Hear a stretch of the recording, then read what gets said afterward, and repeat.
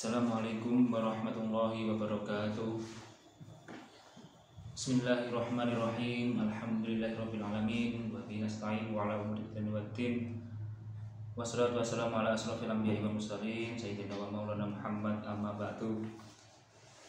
Yang saya hormati Bapak Dr. Muhammad Shodiq MPDI selaku pengampu mata kuliah pengantar studi Al-Islam, yang mana saya membuat video ini untuk memenuhi tugas pengantar studi Islam yang mempunyai tema isu-isu kontemporer keagamaan kedua. Sebelum kita memulai makalah yang akan saya sampaikan, lebih baiknya kita berdoa ala hadiniyah wa ala kulli niyatin sholihah ila hadratina Mustafa Sayyidina Muhammad wa ala Muhammad. Al-Fatihah.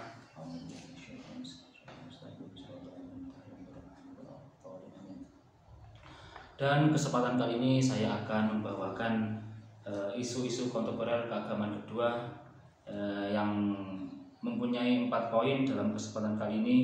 Yang pertama yaitu tentang postmodernisme Islam, yang kedua Islam liberal, yang ketiga Islam kultural dan Islam struktural, yang keempat post tradisionalisme keislaman. Sebelum kita menganjak pada materi yang pertama, kita perlu ketahui isu-isu kontemporer itu apa sih? Yaitu suatu pokok persoalan atau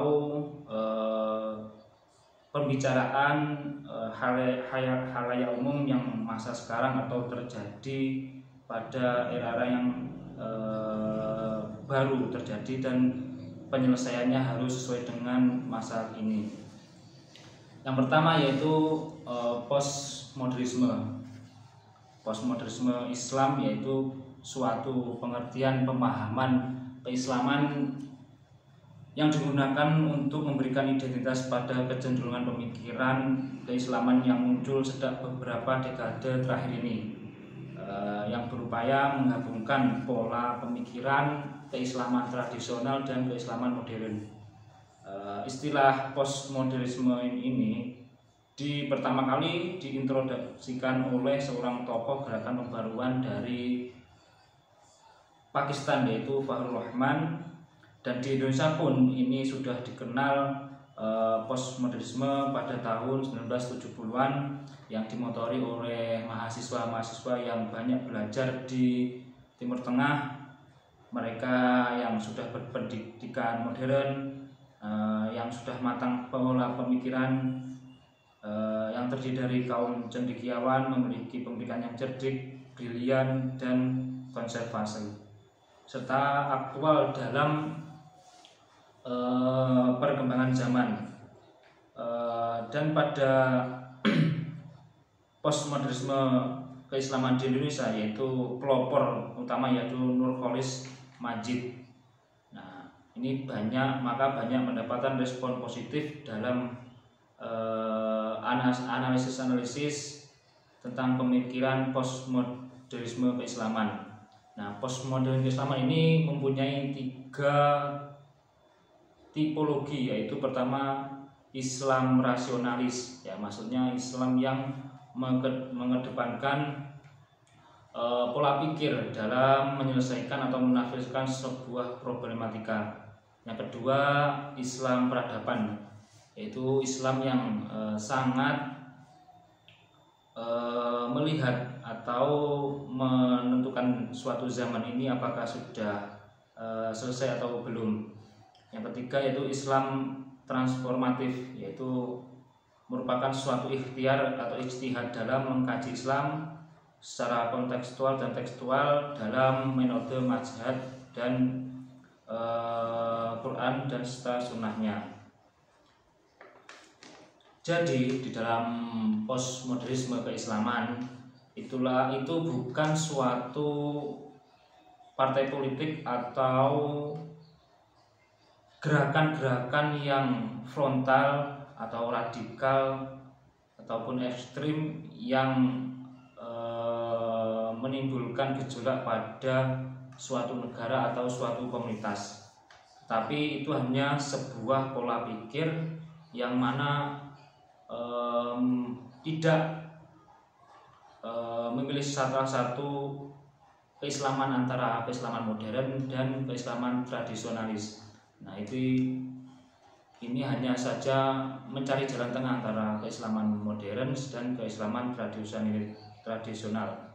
Nah, dalam hal ini Islam postmodernisme mempunyai 4 pemikiran yang sangat menonjol, yaitu pertama pemikiran yang menggali kekuatan normatif, yang kedua pemikiran yang mampu mengaspirasi secara kritis warisan-warisan hasanah intelektual Islam klasik, yang ketiga pemikiran yang responsif pada masalah-masalah yang aktual, yang keempat pemikiran yang mempunyai basis pada keilmuan sosial politik. Nah, ini adalah suatu pola pikir tentang postmodernisme keislaman. Pembahasan yang kedua yaitu adalah Islam liberal. Apa sih Islam liberal itu? Perlu ketahui, Islam adalah suatu agama atau tatanan kehidupan manusia agar menjadi lebih baik. Dan liberal itu adalah menurut bahasa artinya kebebasan. Jadi ini adalah suatu hal yang sangat bertolak belakang. Menurut saya ini Islam liberal itu adalah bukan suatu ajaran atau suatu sekte, akan tetapi yang ada itu bukan Islam liberal, yang ada hanyalah kaum Islam atau muslimin yang berpola pikir liberal.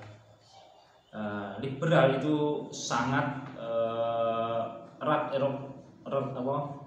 sangat erat kaitannya dengan bangsa Barat atau bangsa Amerika serta Eropa yang mengedepankan kebebasan dalam segala hal. Nah, ini sangat bertolak belakang dengan keislaman. Keislaman mempunyai aturan dan tataan yang sudah tersusun. Namun Islam liberal dilihat dari segi makna akan terlihat sangat kontradiktif. Nah, ini yang di samping itu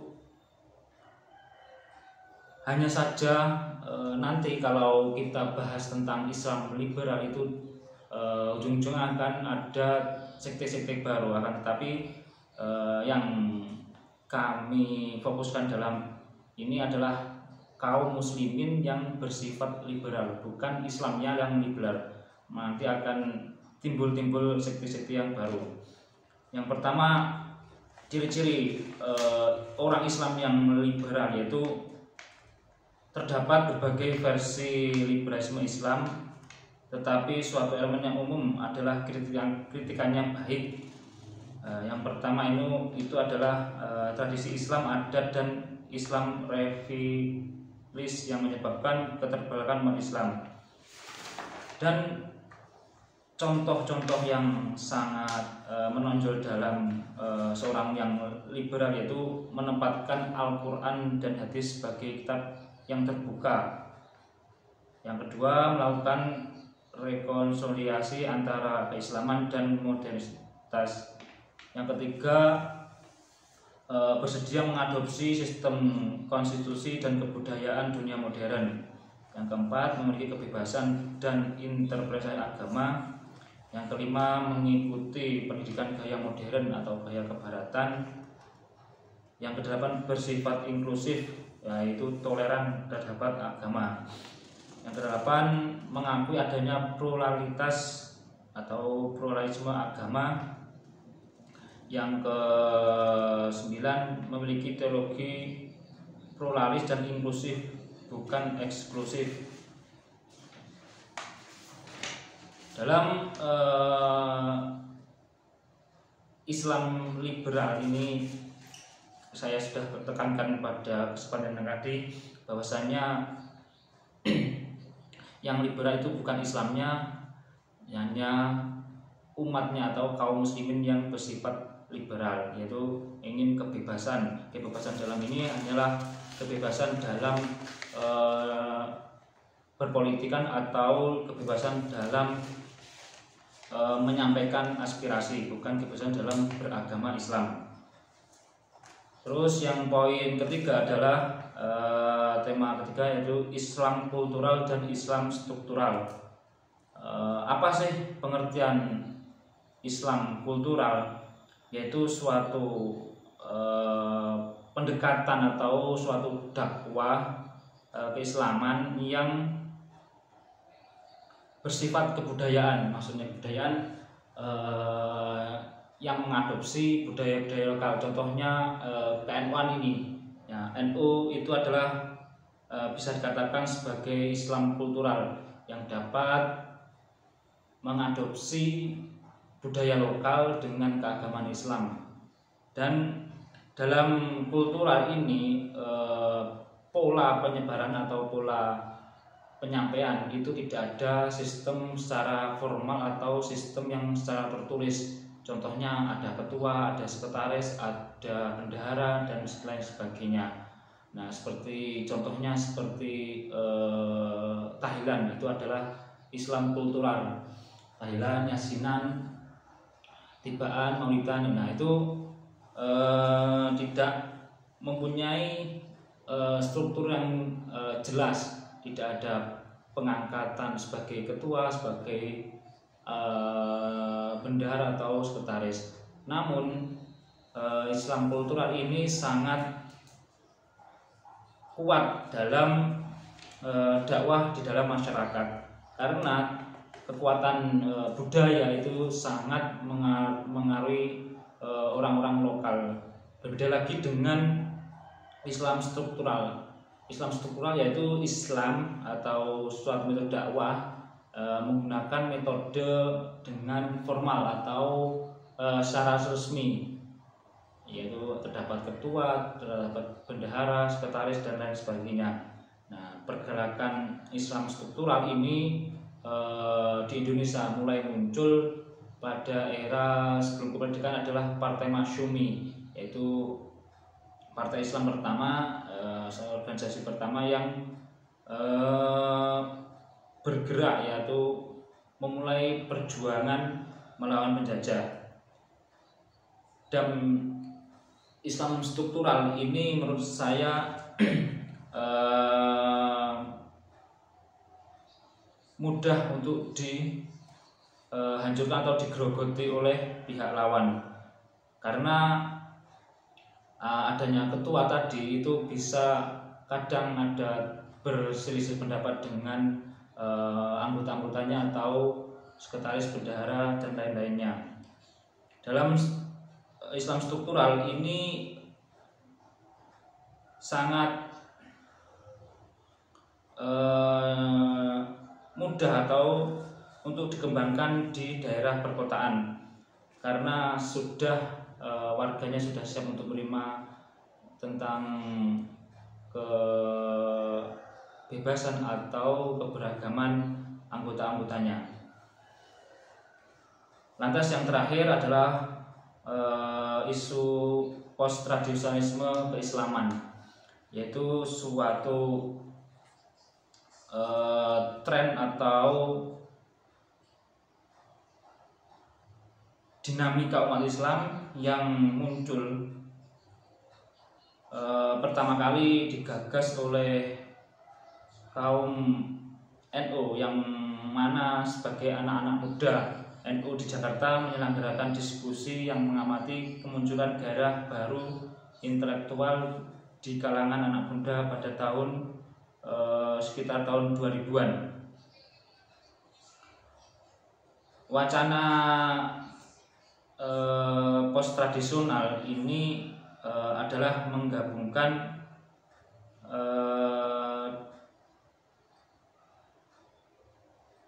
antara keislaman modern dan keislaman tradisi yang tidak meninggalkan struktur tradisionalnya. Nah, ini contoh-contohnya yaitu menjadikan Islam tradisi sebagai basis yang ditransformasikan sebagai loncatan, yaitu membentuk tradisi baru yang berakar pada tradisi miliknya dengan jangkauan yang sangat luas dan memperoleh etos progresif dalam transformasi dirinya. Tradisi ini adalah sesuai yang hadir dan menyertai keyakinan kita berasal dari masa lalu, baik masa non-muslim dan sesudah Islam. Tradisi ini mencakup satu, tradisi maknawi yang berupa tradisi pemikiran dan budaya. Yang kedua, tradisi materi seperti momen dan benda-benda masa lalu. Yang ketiga, tradisi kebudayaan, yakni segala sesuatu yang kita miliki pada masa lalu. Yang keempat, tradisi kemanusiaan atau universal, segala sesuatu yang hadir di tengah kita namun berasal dari masa orang-orang yang lain. Dan post tradisionalisme ini bersifat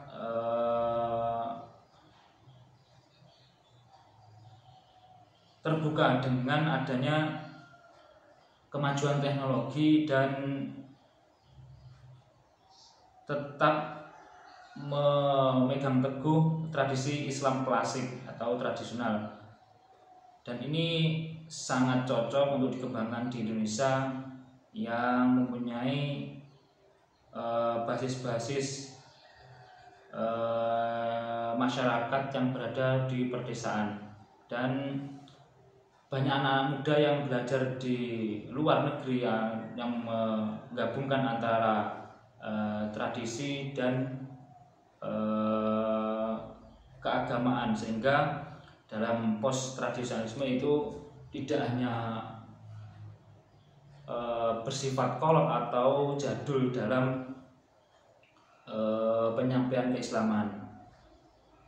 Mungkin dari itu kesimpulannya adalah isu-isu kontemporer keagamaan yang kedua itu mencakup postmodernisme, yang kedua Islam liberal, yang ketiga Islam kultur dan kultural, yang keempat postmodernisme keislaman. Yang mana isu-isu ini kadang bisa digoreng atau dinaikkan di ranah perpolitikan yang dapat menyebabkan pemecahan umat antara umat Islam satu dan umat Islam yang lain, antar golongan, dan dapat menyebabkan lagi peperangan yang mana setiap umat Islam itu mempunyai corak dan karakteristik sendiri-sendiri. Yang terakhir dari saya, apabila ada kurang lebihnya mohon maaf. Akhirul qouli ihdinas siratal mustaqim. Wassalamualaikum warahmatullahi wabarakatuh.